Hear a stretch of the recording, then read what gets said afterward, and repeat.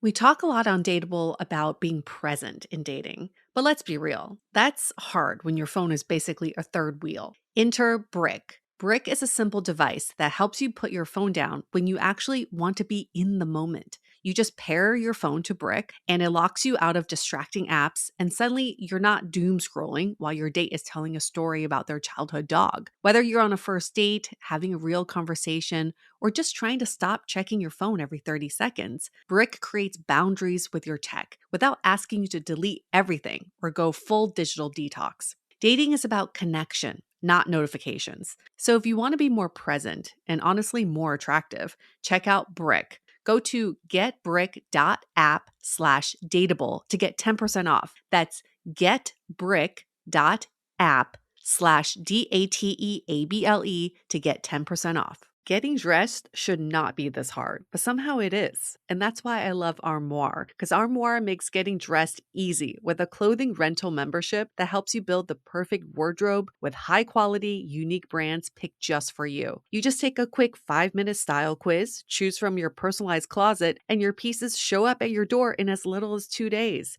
I've been using Armoire a lot when I travel, and I'm heading to the East Coast soon. And instead of buying coats and sweaters I'll never wear in LA, I rented the cutest ones through Armoire. And the hot tip is I get them delivered to the hotel, so I don't have to carry them in my luggage. It's also my favorite way to test new styles without committing or cluttering my closet. I love that I always have something new to wear without the decision fatigue and without feeling guilty about wearing something once. Right now, Dateable listeners can give Armoire a try and get up to 60% off their first month. That's up to $150 off. Just visit armoire.style/dateable. That's ARMOIRE.style/DATEABLE to get up to 60% off your first month and never worry about what to wear again. Try Armoire today.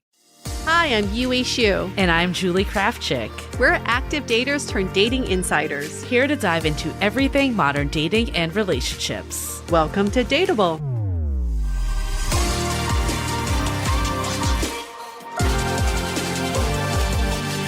Hello, friends. Welcome back to season 22. And it is also our 10-year anniversary. Woo! We need a party. We need a virtual party where you're all invited. Back in the day, like a Zoom party. Oh my Should God. we bring Zoom parties back? Nobody does that anymore. But we should. We'll do breakout rooms. Oh my God. We could on the Facebook triggering group. Words. So you might go to breakout rooms anymore? Is that still a thing? That was my worst nightmare. Like at work, I would like kind of like phone it in maybe to some of those meetings. And then they'd be like, oh, and we're doing breakout rooms. And I'm like, God damn it. I actually have to show up for this. And then it'd be so awkward. You get in, it's like 2 other people. Oh, yeah. And everyone's like, I don't want to be here. Small talk. Right. Yeah. So we won't be doing that for our 10-year anniversary, but 10 years is a really big deal. It is. I have not committed to anything for more than 10 years ever. I've never lived anywhere for more than 10 years. You have, Julie. You've been in SF forever. It's true. But I've never been in a relationship more than 10 years. I've never committed to a hobby, had the same job for more than 10 years. Like, I can't think of anything where I've done it and committed to it for more than 10 years. I mean, it's just crazy to think about like how we started this whole thing. Like, it really was not with this intention at all. I would say that we were not doing a podcast with intention when we first started. I mean, it really stemmed from the two of us meeting. So, I mean, some of you have heard our origin story, but I had lived in San Francisco for years at that point, really dated in San Francisco. I think was a little like confused, like a lot of people now I know, like why nothing could ever like get to that next date. Like I felt like I had no problem like getting dates, but like getting to that third date was like my like big thing. And at that time of my life, like I had met someone and I was like, finally, it's all coming into place. It's all working out for me. And then I learned the hard lesson that like you can be with someone, they can love you, but they still don't have the capacity for a relationship. And I think that to me, like meeting you and you were just like confused as well, we were like, let's start a podcast. But we didn't even think about starting a podcast. I guess when you're saying like we weren't that intentional, it's more like let's have a space where we share these stories, we record it, it's entertaining, it's geared towards a very SF audience. Yes. And if us from the future had come to us on that first day of recording and said, you're going to be doing this for 10 years, I'd be like, get the fuck out the door. Like, there's no, what? We knew what podcasts were, though, because I remember we were like, oh, Serial, that's the big podcast right now. Like, we definitely, weren't approaching it like, oh, we're going to like make this podcast that stands the test of time and, reaches millions of people. I don't think we were thinking that. I agree. It was more self-serving as a way for us to like learn ourselves and like just talk to our friends. But we thought it'd be fun to record it. It wasn't just, let's just, shoot the shit with people either. And I had just moved to San Francisco. Julie is my fairy godmother in San Francisco that connected me to the scene and the vibe and the culture. And I remember just telling you, like, I don't know what I'm doing. And the dating scene in SF was changing so fast that I couldn't keep up. And everybody we spoke to had a different story that was interesting. So we wanted to capture all that and also capture our own experiences. And at the same time, trying to figure out dating. Yeah. I think like looking back on it too, I mean, every city has something unique about it for sure. But a lot of it was that just like app culture and all of that happened first in San Francisco. Because I mean, apps were made here, right? So it's like, that's just, I think it just like the wave was a little earlier, but I do remember you just being like really confused, like being like all the stuff I would like tell clients just doesn't work anymore. Like the games and like the cultural shift was starting to happen. Yes. So all this led us to create this podcast that maybe we didn't really fully know what we were doing. We were like editing on iMovie. We had no idea what we were doing. But we started off with our very first episode, Season 1, Episode 1, She Loves Me, She Loves Me Not. And we wanted our guest to say a quick hi. And he's very private now, so we weren't able to get him back for this episode. But a lot of learnings along the way in the last 10 years. I think what was interesting about this episode, though, that I feel like is not really a thing anymore is this whole like Facebook official piece. I remember that being like a big part of the story of like the girl wanting it and him not like doing it and like leading to like what are we actually doing. And I feel like Facebook official used to be like a real thing. Our mutual friend who just got engaged became Facebook officially engaged a few weeks ago. And it was kind of jarring for me to see because I was like, oh, people still do this. Yeah. But yeah, back then it was like, oh yeah, if you're Facebook official, it's like official. Yeah. I mean, now it's like my partner doesn't even have Facebook. I can never be Facebook official. You can never be Facebook official. You're single in the Facebook world. And then the next episode we did was Season 1, Episode 2, DTF with Shirley, who was actually me. I love how we thought that we just gave you a different name that people would never recognize. That is just you. I mean, that's the thing is like, even though I was more behind the scenes, I was still like there and commenting.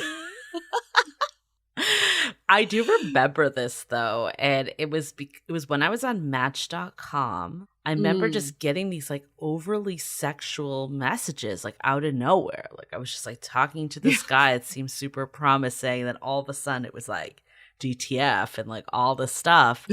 And it felt so like weird and jarring back then. And it's kind of sad that it's like kind of just, I feel like it's not even story worthy anymore.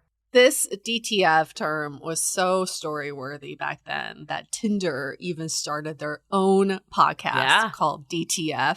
And they had a whole campaign around DTF. Oh my God, do you remember this? I forgot about that. Down to fun. Oh my God. Although no one says DTF anymore. No. But I feel like the just like sexual messages that come out of nowhere, like that unfortunately isn't that weird.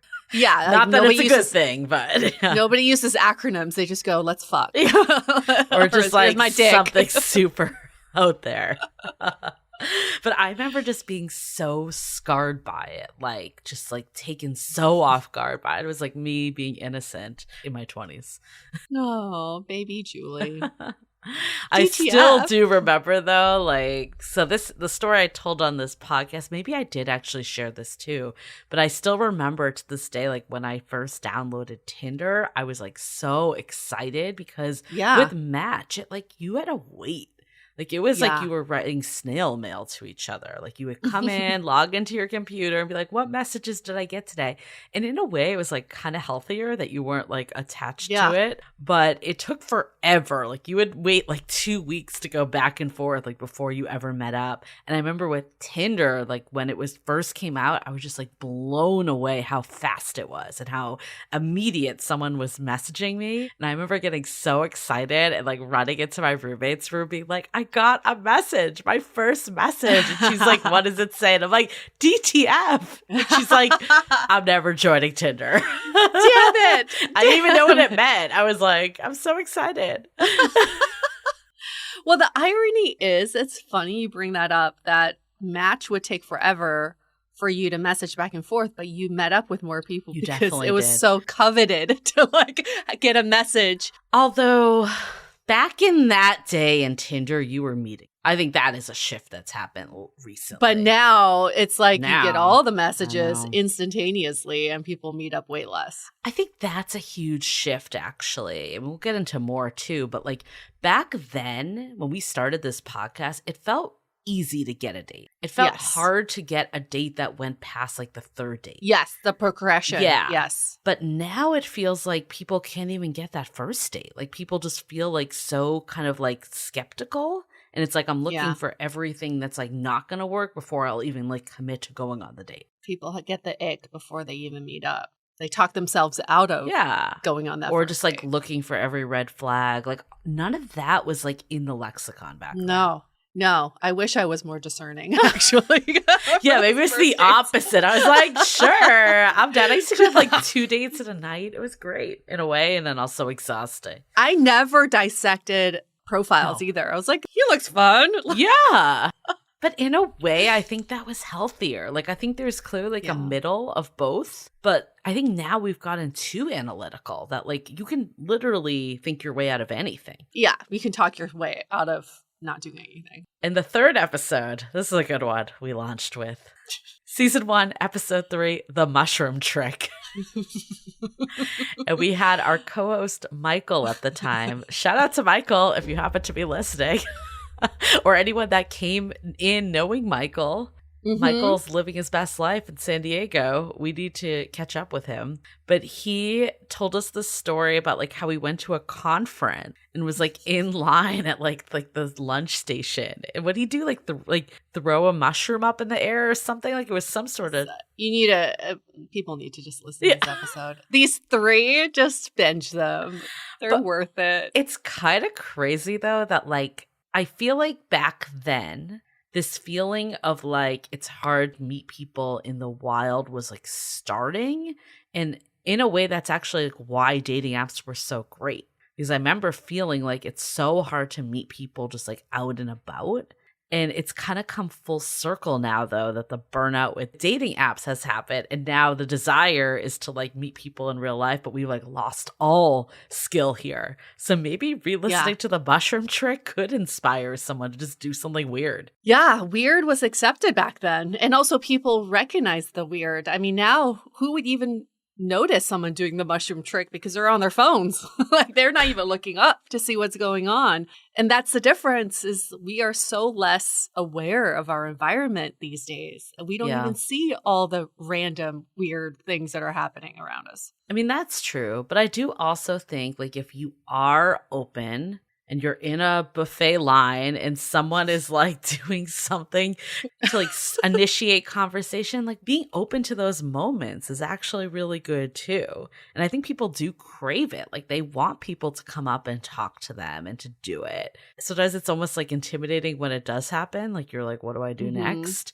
But I think being open and trying weird stuff, like, what's the worst that can happen? Yeah. Nothing Or happens. Can we also you don't have to be weird. You can just say hi. Yeah, I mean, that's true. You don't need to be carrying a mushroom with you That's everywhere. True. We're not advocating that that's your strategy for the record. The point is, like, whatever you're feeling in that moment, go with it. If you want to be weird, be weird. If you want to be just normal, say hi. Go say hi. We don't have to overthink our approach with people. It's just like we're just trying to connect with another human being. Yeah. I mean, maybe that's a good thing. If anything, the bar has dropped of what you need to say. I can't wait for this episode to drop, and like the new trend is the mushroom trick. People are carrying around mushrooms with them. Oh my God. So good. So we wanted to also go back in a time machine and look at what was going on in 2016. February 4th, 2016. So much. Yeah. I mean, it feels like so long ago. But I mean, I love that you pulled up, Julie pulled up all these social moments, cultural moments, like twerking was a big thing. I still remember I took a twerking class. I like that that's the one you went to first. At the top of this list is Brexit. Do you remember how big of a deal that was? Yeah. Donald Trump, the first time. Sadly, we're still back here. How many years later? It's kind of crazy. Wait, Donald Trump the first time? 2016. That's when he was elected. Yeah. The election was November 8th, 2016. So he didn't serve in office till 2017. It happened in 2016. I remember that election so clearly, like being at my friend Kiata's house and being like, there's no way he can win. And then look what happened. Wow. Oh, yeah, because she cried. I remember this. Okay. We all thought Hillary was like a shoo-in. I mean, not everyone, clearly, but yeah. Wow. So we're still here. That was 10 years ago? Still here. Oh, okay. I mean, he had some things haven't changed. He had a little hiatus in the middle, but yeah. Okay, Pokemon Go. Do you remember that? I still remember at my friend's wedding, like this one guy was like obsessed with Pokemon Go, and he was like finding Pokemon like in the middle of the wedding. It's so ridiculous. I remember the stories of people falling into rivers and lakes and all that trying to find Pokemon, and then people getting mobbed because people knew where like a Pokemon was, and they go rob this person. I mean, this is crazy. It is crazy. I'm glad that's no longer a thing. Super Bowl 50, Beyonce. She was the act, and her album Lemonade came out. Do you remember how big a deal that was? That was a big deal. I don't really remember her performance, sadly. I don't either. I love Beyonce, but and then on February 4th, the day of our first episode, the most popular song on the Billboard Hot 100. What do you think it was? I mean, I know the answer now, but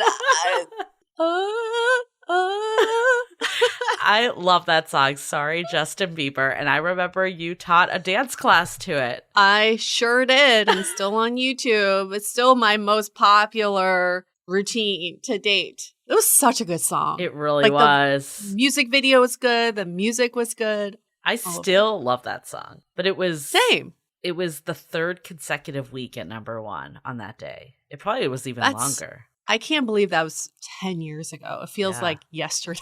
I know. Still feels like a new song to It's me. crazy. Wow. Tinder had been out for only 4 years at that point. Hinge. Wow. Hinge had already been out. I guess I wasn't as into Hinge back then. It wasn't as popular. I definitely used Hinge, and it was friends of friends. That was their thing. Oh, so you were only matched with people that were friends of friends. And they clearly changed that because it probably didn't scale. But it was a cool concept when it first came out. What else was there? Bumble wasn't around yet. Nope. Match was still around. eHarmony still around. Oh my God. What was this one? I forget what it was called. It was like you said where you wanted to go on a date. Like it was like, meet me at. And I forget what. There was like a name for it. And it was a good, clever idea because the idea was like you basically kind of put it out, so made it easy for someone. Yes. Happen. Do you remember Happen? That was like the real I do remember proximity-based one. That was like if you crossed the street, you would like see someone. Yeah, that's basically how Grindr operates, but it was creepy for hetero people. Well, Tinder started that way too. It was all location based. To be like, this person is 0.005 miles away from you. And I'd be like, is this person my neighbor? What? How about we? Wasn't that what it's called? That's the one I was talking about. Yes. It's like, how about we go bowling? How about we? That was the one I meant. Yes. Did you ever use it? So I went on a date with it. And this one is actually kind of funny. Is I remember like the whole time, had this date, we had fun. At the end, like we get in the he is basically like helping me get into like an Uber or cab. It might not even been Uber back then.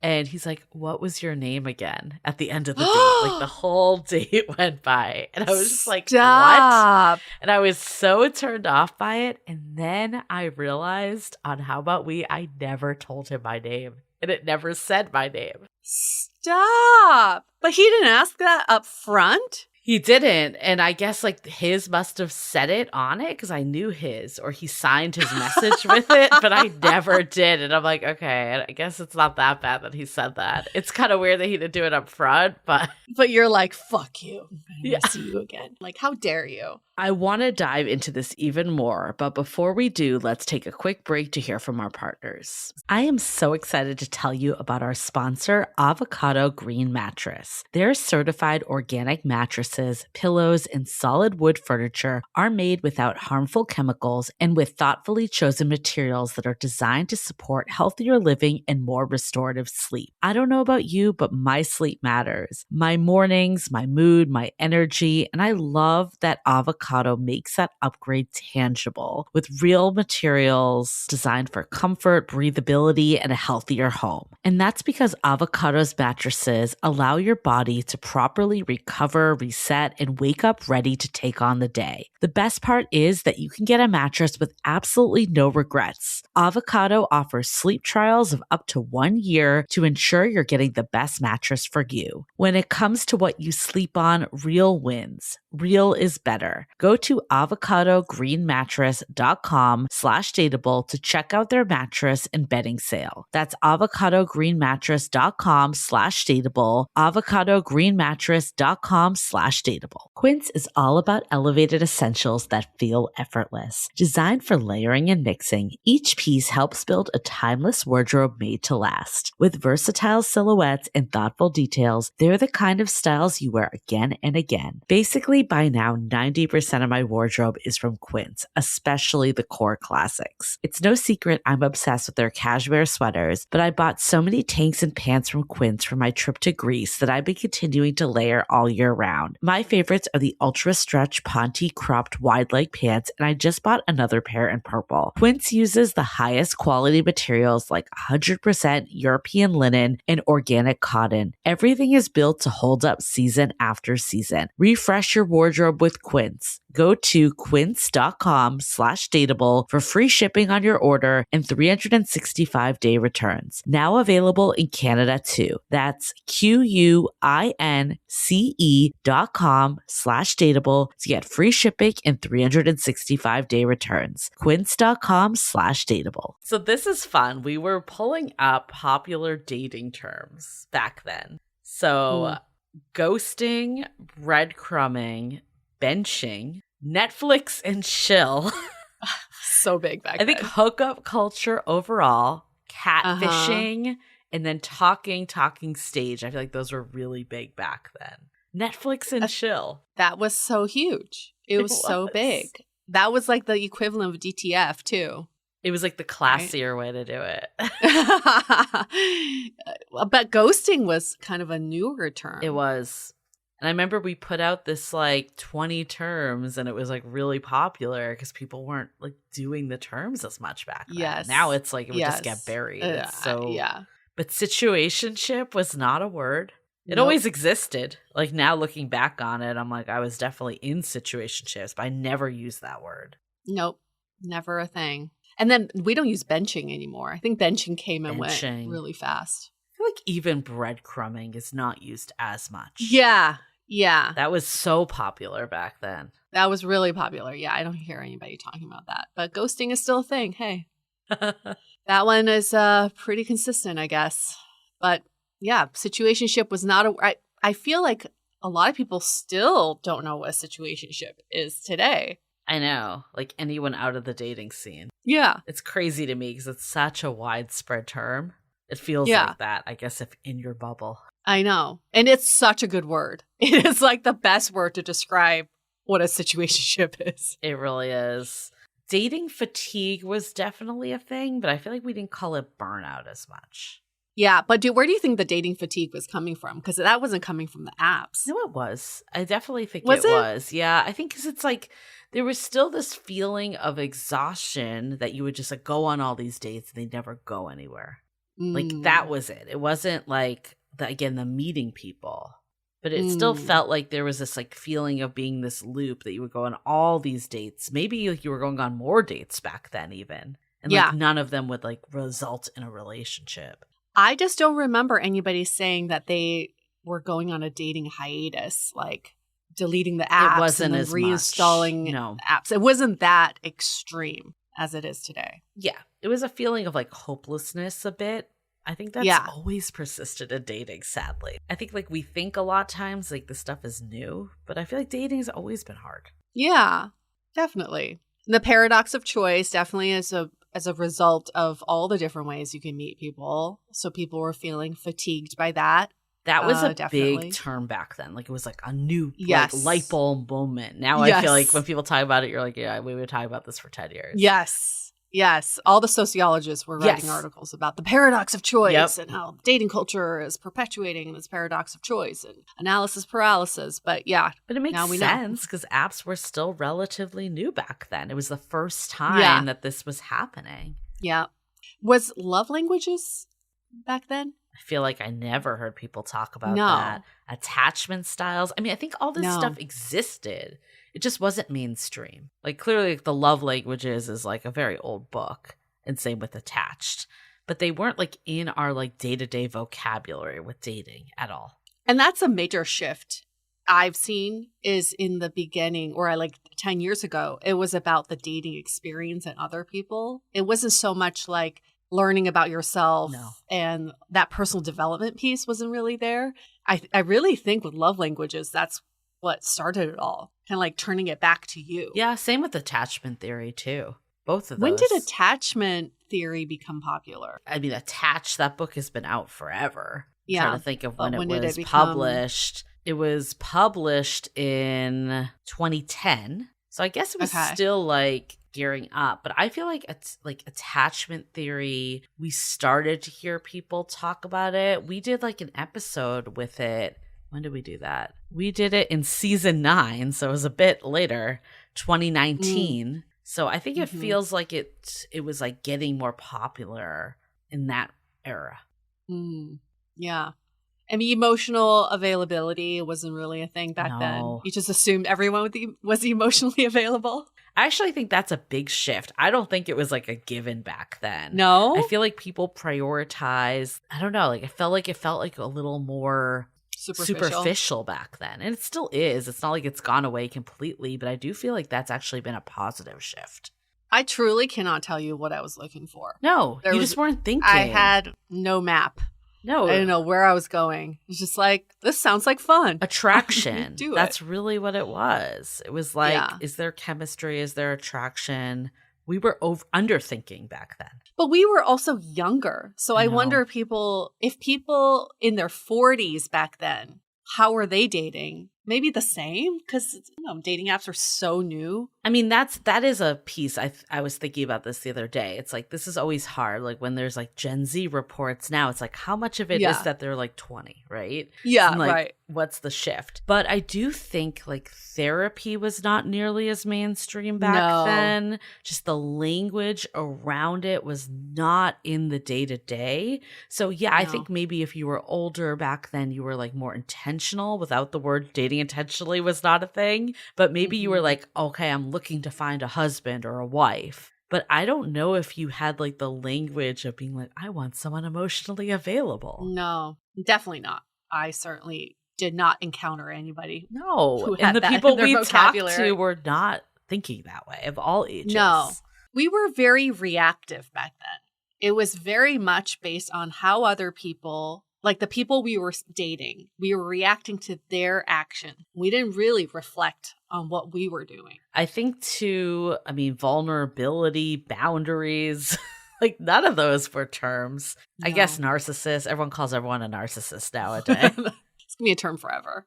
That will never die. But yeah, vulnerability, the V word. We had to do an episode on it because people didn't know what it really meant. Well, Brene Brown really put that on the map. I feel like she was like the queen of vulnerability. I think this is what it is like people have these buzzwords now, but the definitions still aren't like reflecting in actions. But we have them now. We didn't even have the terms back then. Right. I want to go into more of just like what's really shifted from back then to now. But before we do, let's take a minute to hear from our sponsors. Back then, I feel like games and gender roles were way more of a thing. Huge. Men from Mars, Women from Venus, that book was still pretty popular. The rules, still really popular.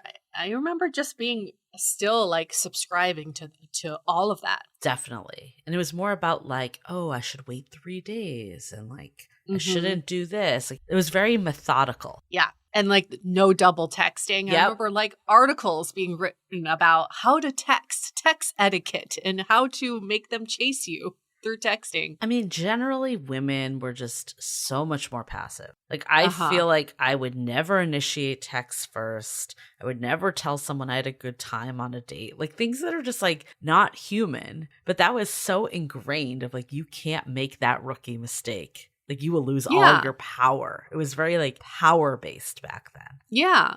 And you wanted to win in some way, whatever that means.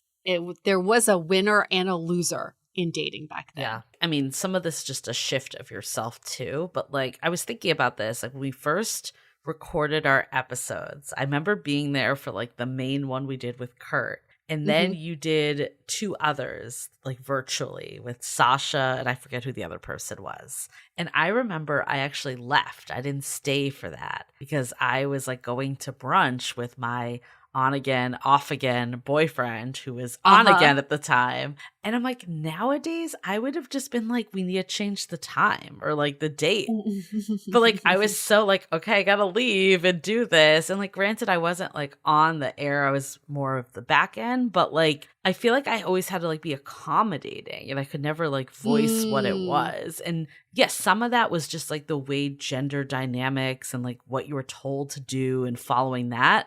But some of it probably was my own shit too. Yeah, I think it's a little bit of both. Also, just I still think there are fundamental differences between men and women. But for so long, 10 years ago, 20 years ago, women have been told to accommodate, to compromise, to adapt. And men have been told to lean in to your gender roles. Like, this is who you are. Just be who you are. And then women will just mold themselves to being you. And I think now 10 years later, women have said, I'm no longer adapting to men's behavior because I'm leaning into what I biologically and naturally want to do. And I mean, I think there's been clearly fallout of that. There's a lot of like heteropessimism out there now. But I think net, that is a good thing. And when you do find like the right partner that appreciates that, it's just a way healthier dynamic to be in for the long haul. Yeah. It still feels combative. And I think that's what we need to be working on for the next 10 years. Definitely. I think now, though, I guess some of the fallouts that have been challenging, I think ambiguity has become so normalized. Like back then it was confusing and now it's expected. And back then, I guess if you thought something was confusing, you just kind of voice it. Like, this feels a little confusing. And now it's just like, oh, this is fine. This is what it is. Do you think people really voiced it, though, to like people they were dating? Maybe they're friends and stuff, but I feel like they were never like, this feels confusing. I feel like that behavior we're still working towards to be like direct. Yeah. Well, I think like back then, if you were confused, you actually just admit to yourself you're confused. Yeah. Now we just gaslight ourselves into thinking this is normal. Yeah. And to accept that this is ambiguous and you just have to accept a situationship. That I agree with. I think back then you would spend hours being like, why is this happening? What's going on? Now you're like, oh, they're just ghosting me. Yeah, it's just normal. Yeah. It's what people do. I think social media has really changed a lot. Like thinking about it, clearly it was always there. Instagram, Facebook was clearly more popular. But back then it was like connecting with friends. And now it's like information gathering, people like freaking recording their dates and just making that so public. Like, remember we met Harrison that we had on this podcast? He does the updating show now. And we thought it was wild that he was like documenting his Facebook dates. Now, for strangers, yeah, at its core, was supposed to connect you to your network. Yeah. I look at Friendster, look at MySpace. Oh, so dating myself. So many of you are going like, what is that? But Friendster, when it first came out, you only friended your friends, and that was just an instant way to connect with each other. Now social media is like, oh, followers with strangers, with people you'll never meet in your life. And then we're presenting this very curated look of our lives. There was an article in the New York Times a while back that said like social media no longer shows a slice of life like it used to. People used to post their lunch on Instagram. Now it's like curated and it's filtered and it's got a caption. And it's supposed to make you feel something. It's just become entertainment versus like a social connector. I also think it's really like amped up that comparison trap though for that reason, because it's not real life anymore. It's just the highlights. Yep. It's just the highlights. But with social media being around for so long now, people realize that their lives are being documented. Yeah. And being public is no longer that exciting. And I see a shift into people wanting to be more private these days. Definitely.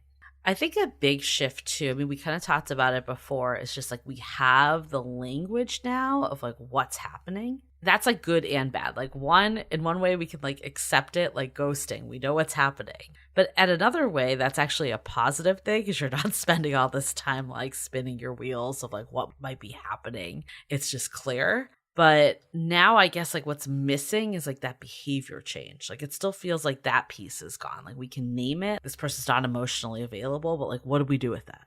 Yeah. It's just so clear what is happening is when something so new like dating apps, you go with your feeling because you've never put words around it. So you feel things more. Now because we have the vocabulary for it, we name it first before we even feel it. And I would argue a lot of us aren't in touch with our feelings anymore, which is true. Why we're not seeing that behavior change. And that's why we have all this therapy speak and empty talk, because we know exactly how to speak like someone who knows what's going on. But what are you feeling in your gut? Yeah. I think we have a much harder time connecting with that. Oh, I think that's something in general of just like this thinking anymore. Is like we have so many people spewing out advice and ways of doing things like on TikTok. Like you just scroll and it's just like the blind leading the blind of just like random people. But it's like there's just so much noise. I mean, maybe that's like the through line is like dating didn't get harder, but it sure as heck got noisier. It's just so much advice out there, and it's conflicting advice, and it's advice from people who've never even been through those experiences. They're just spewing what they've heard or what they've read, and we are now controlled by all these other voices that aren't ours. So we somehow have to center it back to us. I mean, that's something I feel like we've always felt strongly about, is not giving like hard, fast rules. Being aware of what's happening, but then also using your own knowledge to be like, what is right for me? Yeah. And for all of you listening, I think a lot of it comes down to self-trust. Yeah. We've lost this self-trust and belief that we are making the right decision, that we know what we're doing, that we are doing what's best for us.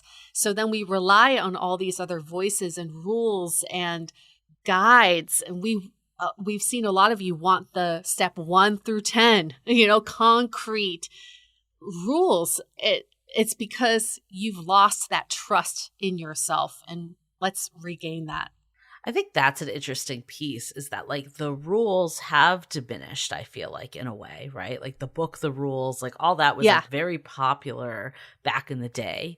But then we went to this time where there are no rules, or we've said like, we don't want to follow like this stupid 3-day rule or like whatever. Yeah. But now there's like no roadmap. So it's like people are craving that again. So it's like a beautiful thing in one way that you can just like, fuck the rules, like let me be myself. But then there also needs to be some like guidance, and maybe it's like, yeah, like the self-trust guidance. Like it's not necessarily coming from a rule book, but we need something, and maybe that's what's missing right now. And we hope to do that this season. We're going to accomplish that this season. It is setting the guidelines, the boundaries, but using your own voice to do that. I think like last though, I do want to say this as like a positive. I think in the last couple years, I think with intentional dating too, it feels okay to want more. I feel like back in the day, like you never wanted to admit that you wanted a relationship. Like you would come off needy and like weird, embarrassed to your friends, like if it didn't work out. And I think people are putting it out there more now, which is like harder in some ways because like if it doesn't happen, it feels difficult. But I do think net, it's still like a positive. Yeah, people are able to voice what they want. People feel more courageous in what they are looking for. But at the same time, and the double-edged sword to all of this is we've become really self-centered in the way we operate in relationships. So many of us bounce at the first sign of a challenge. And we kind of follow the rule of like, I'm going to do what's best for me, not what's best for the relationship. So we have seen a lot of people exiting before wanting to save a relationship, or actually even working on to saving a relationship. Or just like blaming someone, being like, oh, like, I don't know, like this person sucks. Like, I'll go find someone better. But it's like you're going to have an issue with anyone, right? It's like the fact of doing a relationship. I still feel like what Dr. Alexandra Solomon said in one episode we did, it's like conflict is inevitable. You're going to have conflict with everyone. Like you just need to work through it. Like that is missing today for sure. Okay. I think this is a good, recap of what the big differences are. I want to do the very first submission we ever got. I want to read it to you. Okay. February 10th, 2016. A guy whom I thought was interested in me started to tell me about women he took home from bars and slept with. These women sounded like unsavory bar sluts. My attitude has changed towards him and makes me think of him less of a potential and more like he may have an STD. Why do guys do this? Was he trying to show me he was manly, sexual person and could get chicks? It was trying to turn me on / make me jealous? Or was he trying to turn me off by showing that he is promiscuous and not discriminating? Obviously, we'll never know what's going on in people's heads, but why would you ever tell a woman these kind of stories, especially on a first date? Any woman, even just a friend. Now it's only an ugly truth that I will never date him, but I cannot give him a good recommendation to any of my high-quality female friends. Sincerely, Carrie Bradshaw. So good. First of all, no one would ever use this language anymore. Ever. Oh, hell no. Yeah, they'd be canceled. Yeah. I think the analysis paralysis hasn't gone away. Unsavory bar slut. No one would ever say that. That's what I aspire to be one day. I feel like we wouldn't get this message anymore. No. This is the least of people's worries these days. Or maybe it's like good that we just like, I don't know, like this isn't like, I feel like if this happened, I would just be like, okay, moving on. Like I'm not going to even entertain this person. Yeah, I'm not going to question why. Like I don't need to write to someone about this. I don't know. We don't get questions like this. That's funny. That's the first submission we got. Do we know who Carrie Bradshaw is? Did we ever find out? We do, because I could see their email. And I know that this person is happily married now, so it's all good. Oh, good. It is funny that they signed it Carrie Bradshaw, though. I do want to read the next one, though. This will be the last one, just because there's actually a pretty good story with this. So, February 11th, 2016. I've been living in San Francisco for about 9 years now, and all that time I have dated, but have never had a real relationship. I have used the dating apps and sites, but nothing seems to really stick. After 1 or 2 dates, it's determined by either party that's just not going to work. In one instance, a woman I had a lot in common with, where there was a mutual attraction, told me, "This isn't going to work." When I asked why, she said, "We know too many of the same people. I have a slew of stories, but nothing too of note." Andrew. Okay. So I think this is interesting because I feel like this is similar now, of like still the frustration that existed. Mm-hmm. I feel like we know too many of the same people. I think that was like a San Francisco thing back then, like a small city thing. That was definitely something that came up. I don't know if that comes up as much anymore. We know too many of the same people. Yeah, I don't. I know. A little foreign to me.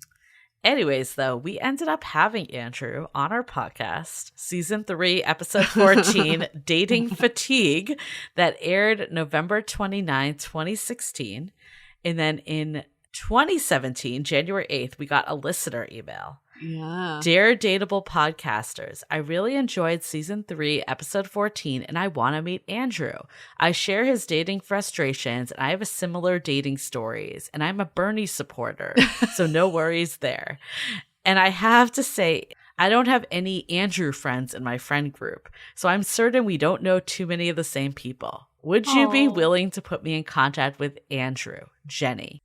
I feel like back in the day, people used to reach out to us a lot to meet guests. I was just going to say that. And it stopped. One day it just stopped. All of you stopped asking to be set up or to be introduced to one of our guests. What do you think that was? Like, and it was always women reaching out too. People don't want to take their shot. Yeah, maybe. They just don't want to do it. Okay, so response. This was... Hey there, Jenny. Good news, bad news situation. Good news is, I think we had sent this over to Andrew. Good news is, for the past 4 months now, I've been dating a lovely lady who is just my type, and I'm having a lovely time. Bad news, not really in the market to meet new people, but I'm very flattered. And then on Saturday, September 28th, 2019, we get an email. Hey there, Julie. I just wanted to reach out and give you all an update. Me and the lady are getting married next September. Woo! Andrew. Yay. Just like so love good. That full circle moment. So good. Yeah, I love that. And that's one that we know of because we followed his story. But so many of you in the last 10 years have had great success stories. And I'm not even saying success stories as in you got married or had a relationship, but like success stories in the way you saw dating differently and started dating differently in a way that makes you happy. I do think a lot of people, though, if they wanted to meet someone, have met someone. Like, I do think that, like, if you are putting it out of the universe, like, I want a partner, like, eventually you're going to find that person. Like, it's just, I don't know. Like, I still believe that for people. Yeah. And you have to believe it for yourself. You do. But for now, we'll believe it for you.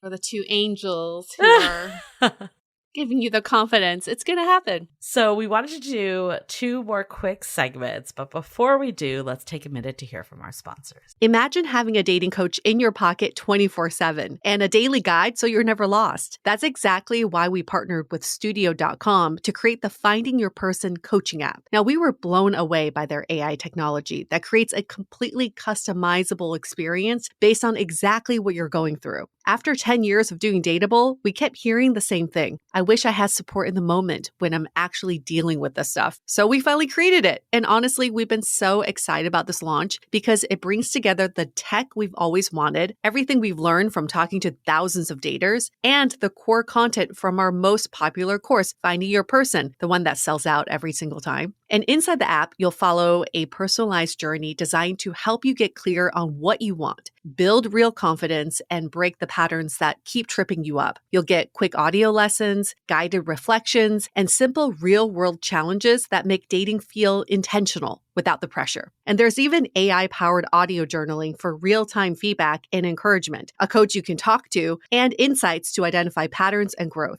Give it a few months and you'll see the difference. Less spiraling, more clarity, and a dating approach that actually feels hopeful and grounded. It's like having a wise, honest coach at your disposal. If you're ready for support that actually sticks and transforms, go to studio.com/dateable and start your journey with the Finding Your Person coaching app today. 10 years later, what do we still agree on and what do we disagree with? I still agree that relationships are important. I'm not just talking about romantic relationships, and that we should prioritize it in our lives. Okay. What do you disagree with? I disagree that there are actual like experts in relationships. Which is funny coming from like, not self-labeled experts. Like people have to say they're experts, whatever. But I don't think anybody knows exactly how to navigate relationships in a way that makes any relationship work. I think when a relationship that just can't work, just won't work. No matter how much work, like you can have all the tools in the toolbox. Yeah. But if the relationship is not meant to work, it's not going to work. And we've spoken to multiple people who felt like they knew what they were doing, who felt like they knew all the tools, but still couldn't make a relationship work because ultimately it was just not the right relationship for them. I guess what I still agree on is the fact that like the timing has to be there. Not like there's a perfect time to meet someone, but you do need to meet someone who is ready and emotionally available. Like I do think that like you can meet like the person that you have the best chemistry with, that you really hit it off with, and it goes nowhere because like that inner work hasn't been done. So I stand by that today. I think what has changed for me, I used to have a really strong stance that like exes could be friends. And I don't think that actually is a thing anymore. I mean, it just feels like, I don't know. I think like when I thought it was like holding on to something. Mm-hmm. And I mean, in theory, I think like two people can be like over it and like still like be able to like keep in touch and like have a friendship. But are you really going to have like a friendship that you're like hanging out all the time? Like if you have someone new in your life, it just always feels like there's something like lingering there of like, I don't know if my like husband would be super pumped if I was like going to coffee with my ex. And I'd feel weird about it. So I just feel like if you're ever going to like move. And vice versa. Yeah. Like if you're ever going to move on, like I just don't know if you can actually have a friendship. Preaching to the choir. You know that. I know you always agreed on that. Okay. What do you hope dating will look like in the next 10 years? We had to pick a couple things that we want to happen for dating, given what we talked about today. I kind of feel like dating has broken off into a pillar of our lives instead of the foundation of our lives. And I say this because we treat it like its own thing. Like I got to get dating right, or I got to prioritize dating. I think dating ultimately is building relationships and human connection, which is the foundation of our lives that supports the different pillars. So I hope going into the future that we can infuse dating more into the foundation of our lives. And I see this through education. Yeah. We've interviewed multiple professors who teach marriage 101, relationships at colleges. I hope that it is more immersed into the education system so that kids at a very young age start understanding human connection and relational skills. I think that's so important because right now dating has always just had its like own like operating system. Yeah. And that's nothing new. That was like long before we even started our podcast. Yes. But it feels like there's always been this like script of how you date. And like that doesn't exist anywhere else in life. And I think it's actually a detriment to us to have that. And it's so different. That script is so different from the other parts of your life. So basically it's asking you to have this other personality. And like, some of the rules have changed, but then there's like new ways of doing things. And like, I need to have this line on an app, or I need to like make my profile do this. And it's like, is this really like what it means? Speaking of, a side note, I was looking at the most used phrase on dating apps profiles back 10 years ago, and sarcasm. I'm fluent in sarcasm was one of them. And then that Do you remember that? People like hated that after. Yeah. Interesting. Oh my God, that's funny. I remember that. I think a shift I want to see is bringing more magic back to dating. Yes, please. I feel like there's been a lot of positive things that have happened with intentional dating. Like I said, you don't have to be afraid to like say you want more. You don't have to like pretend you're just like there for a good time and something casual and see where it goes. But I almost feel like we've like swung too far that it feels like clinical now. And that's why it's like boring and painful and people don't want to do it. And I feel like we are just like lacking those like stories of just like, like the whimsical moments of dating. Mm-hmm. And I think we need to bring that back. Oh, so much. So much. And being a little bit more, dare I say, naive in the way we date. Because now it's like everybody feels so knowledgeable about how they're supposed to date that we forget that we can be a little bit just being the unknown. I don't know what I'm doing. Well, you lose the curiosity when you're that knowledgeable. Yeah. And I think like what you were saying earlier, like back in the day when dating apps were more novel, you just went out with people. You went with your feelings. This feels fun. Proven that, like we've talked to Dr. Paul Eastwick about this. We've proven this with so many ways that like what people look for on dating apps like doesn't ever translate. Like you think you have all this criteria. Yes. But when you meet in person, like it's either a yes or a no. It has nothing to do with a lot of it.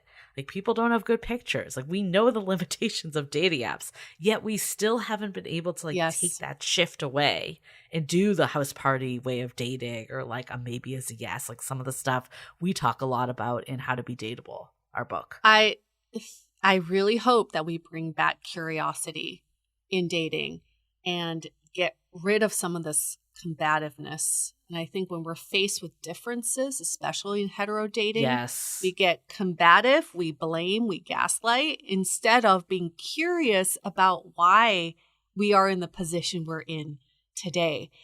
And if we lose that curiosity, it's going to become more like a battlefield. And we're going to be fighting even more. And it's a lose-lose situation. I was going to say that as my second one, actually, of just like, I hope the hetero pessimism like diffuses a little, because it just isn't really serving anyone right now.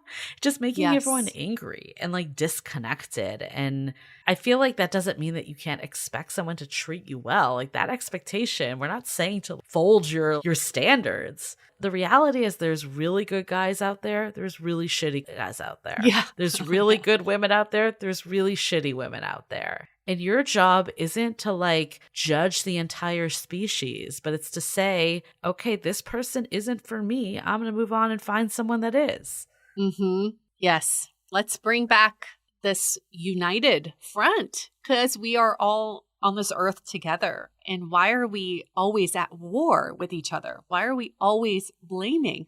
We are the ones who brought us to this point. We can get us out of this as well. There were a lot of articles 10 years ago about how millennials are killing marriage, the institution of marriage.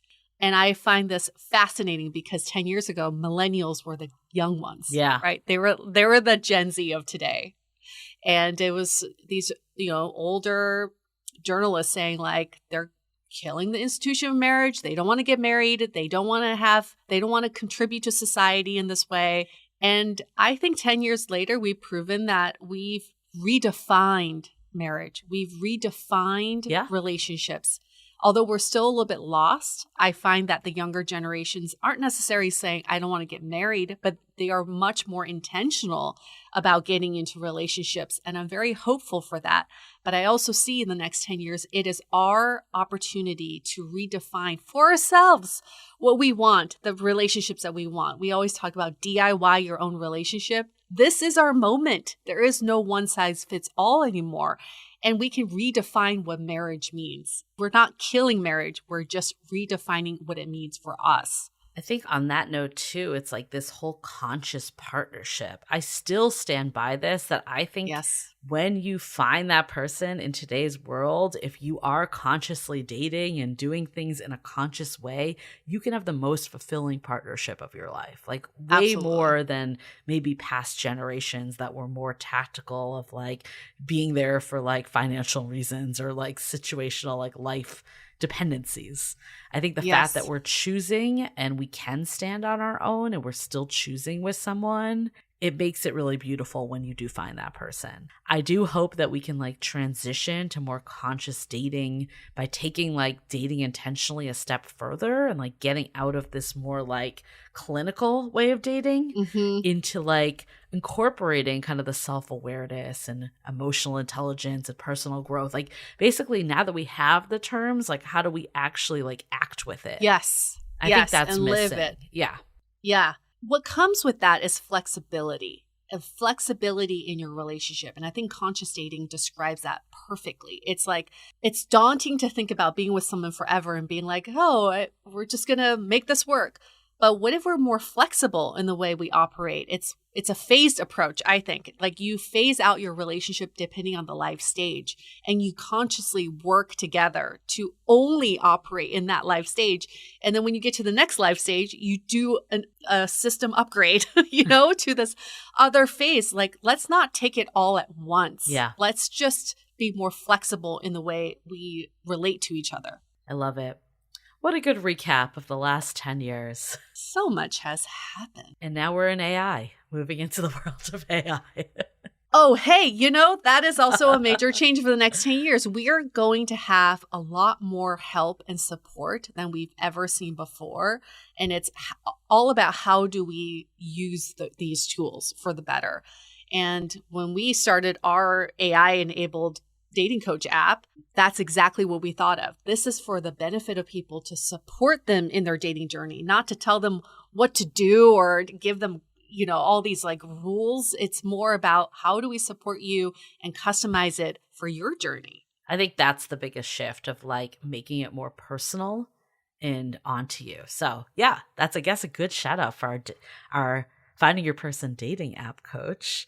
But you can go to studio.com/dateable or, of course, dateablepodcast.com to learn more. And while you're at it, pick up our book, How to Be Dateable. It's really about, again, less about like these are the rules to date, but how do we unlearn a lot of this and date from a more conscious place, date from a place that feels more authentic to us, that feels more integrated into like our lives and like the way we are in other parts of lives. That's what really the mission of this book is, to identify what is getting in our way with dating and how do we get back to that place. So find that book wherever books are sold, or you can go to howtobedateable.com. Awesome. Well, we are so excited to bring the rest of season 22. We have so many good interviews in store. We're talking to a lot of real life daters. We're bringing that back to just hear people's stories and what they've learned, what they're still struggling with, and where they're hopeful. Again, bringing more of that magic back. We're really excited for this season. All right. With that, we're going to wrap up this first episode. Just the beginning, the new beginning. Stay dateable.